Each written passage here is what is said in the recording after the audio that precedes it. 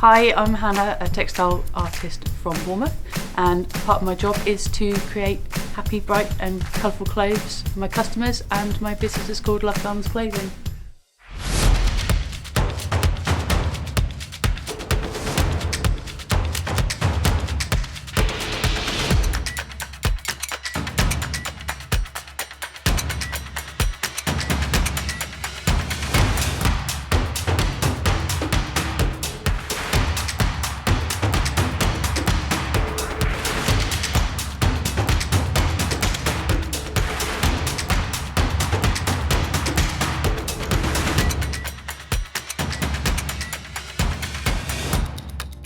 So I've got two children, 8 and 15. I run a gardening business and the sewing business. So I started making baby clothes while I was pregnant. So I started making like fleece jumpers that went over the top of both of us to keep us warm, and everyone's like, oh my God, they're amazing. And then I dressed my daughter Annie in a pair of like Galaxy Universe leggings when she was a baby, and someone was like, wow, I love your leggings. Where did you get them from? And I was like, I made them. And then she was like, oh my God, can you make me some? And I was like, okay. So I made her some, and then someone else in the playground, at the school playground, was like, they're really cool. And before I know it, the dinosaur leggings I was making for the babies, the mums wanted dresses out of them. So I was like, this is cool. And then I found obviously my niche where other people wanted all those things too, so it's quite easy to start making them. But yeah, it was always about the louder, the brighter, the better. You know, I had like green or purple hair.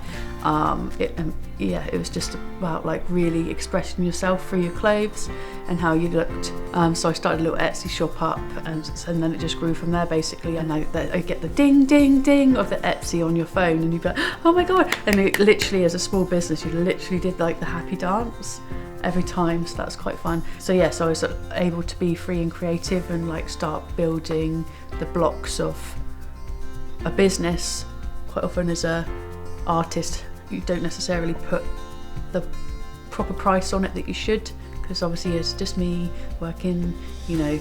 And then I found that I wanted to do like fur and sequins and just extra out there shiny stuff. So I started another business called My Festival Family, and I could just really be a creative outlet there.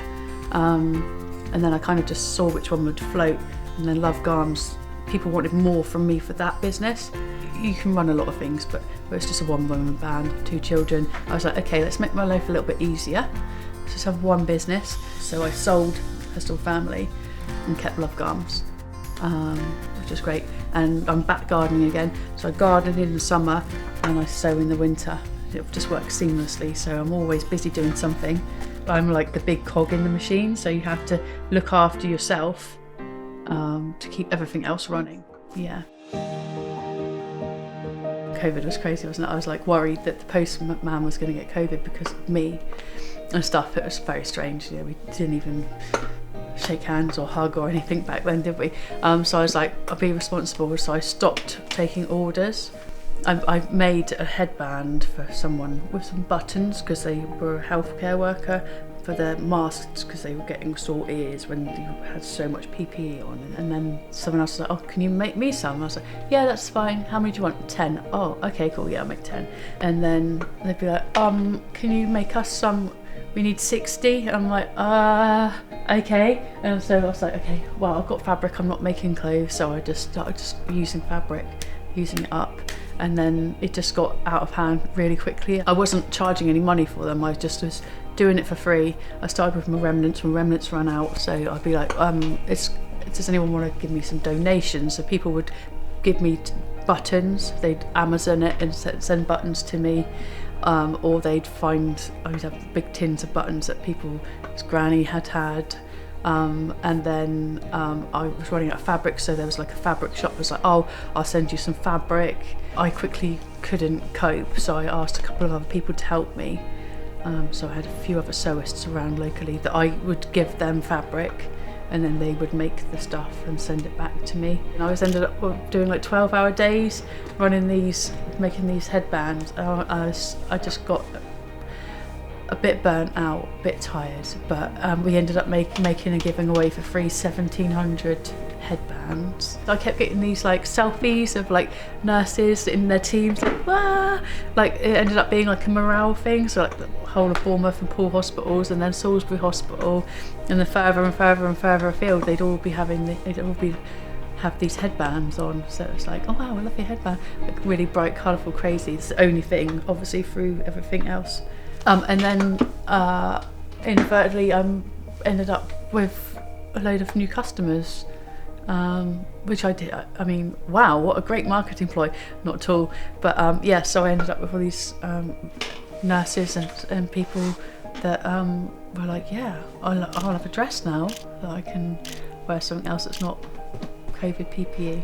It was a mission. I'm really proud of being able to do that, and some people still wear their headbands now, because obviously you can just take the buttons off if you want to, so that's quite cool. I worked hard, I wore myself out, wore my machine out, and came back stronger probably, yeah.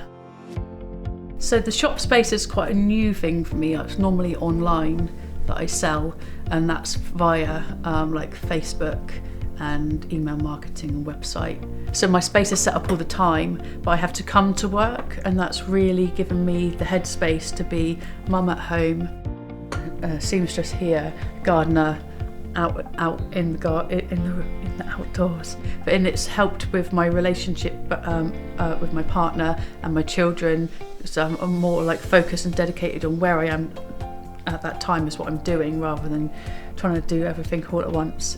The people that shop here are different to the people that shop previously online. So the dresses and leggings sell online all the time. I make a lot to order of those, but here the type of people are more like maybe like 20s to 30-year-olds, and they are loving my like the boxy sweaters that I make, and the colour block, and like the pops of colour, more plain fabrics rather than the bolder fabrics. It's quite interesting. I sell a lot of these dresses to a lot of teachers, because this is the normal, and then there's a modest one as well, so you can like have more coverage. And I sell to I sell to a lot of office workers, people that need to be smart, but no one tells them that they can't wear a dinosaur print. So you get like little rule breakers that like, yeah, I can wear a leopard print or a dinosaur dress, because it's still like part of the dress code, still being adhered to. But yeah, and obviously a lot of teachers wear funky clothes because they express themselves as well. Like I said, I used to sell a lot of kids' clothes, but now it's more the parents that want the cool stuff. They're like, I want a dinosaur dress. I'm not going to grow, I'm going to be this size, it's going to last me. Whereas if I buy dinosaur leggings, then I've got to hand them down to the next people. And the good thing is about my clothes is that they're made well, and they're like timeless styles, so that you can hand the children's stuff down. And also, I always work with stretchy clothes. You'll find that if you buy your 4-year-old like age 5, they're normally still wearing it at age 8, and they're like, no, my favourite hoodie. I always remember that first time when someone was like, oh, I love those leggings, where did you get them from? And from that moment into like getting your first Etsy sale, and then making 100 Etsy sales, and then jumping to building your own website, and then your first ever event that you do, whether it be a flop or a massive hit and you sell out. It's very rewarding, flexible thing to be self-employed and do what you like. I don't really see it as a job. It's just my life. I don't know if that's a good thing or a bad thing. But yeah, I don't find it tedious doing my jobs. It's really like just a creative outlet. I just like bimble along. I feel proud when I see my clothes out in the wild, or I'll show like a top, and they'll be like, I'll have that. I've got one lady who has like, I don't know, I think I've made her like 20 pairs of the pants that I make, because she just has one in every print. I'm like, she chooses the print, new prints come in, and she's like, boy shorts, because that's the type she has. high-waisted size L. I've made a few wedding dresses for people. I think I've made 5 now. They're all really cool. I made like a red one that had a cape. I forget that people wear my clothes sometimes and they're like, I'm going to Disneyland, can you make me this in this teal colour and can I have that dress please? So I'm like, yeah, cool. So, you know, it's just traipsing around Orlando in one of my dresses. It's just like, what? I'm always inspired by like nature, plants, animals, that kind of thing. That's my taste, but then I love colour, so it's a bit different. I don't follow trends. I try not to look like, oh, it's violet this year or whatever. I try not to be guided by other people, same as I don't really go on social media that much. I don't look on TikTok or Instagram because I don't really want to be subliminally inspired by other people and then like ripping people's ideas off. So I really enjoy each process in a different way. So like, I love buying fabric. I love looking at the fabric and being like, no. Oh my God, yes with that. This colour with this, I'm gonna make that. Right, okay, so I really love that bit, and then when it comes, I'm just like, oh my God, this is amazing. It's weird because sometimes I'm disconnected with the fact, and then you look and you're like, I recognise that dress. Oh my God, I made that dress. So that's quite cool as well. So the future for Love Garms. So this summer we'll be running around festival fields in bright colourful clothes, meeting people face to face, and then I'll be thinking about how to shape my business for the future so it's sustainable for me and the planet.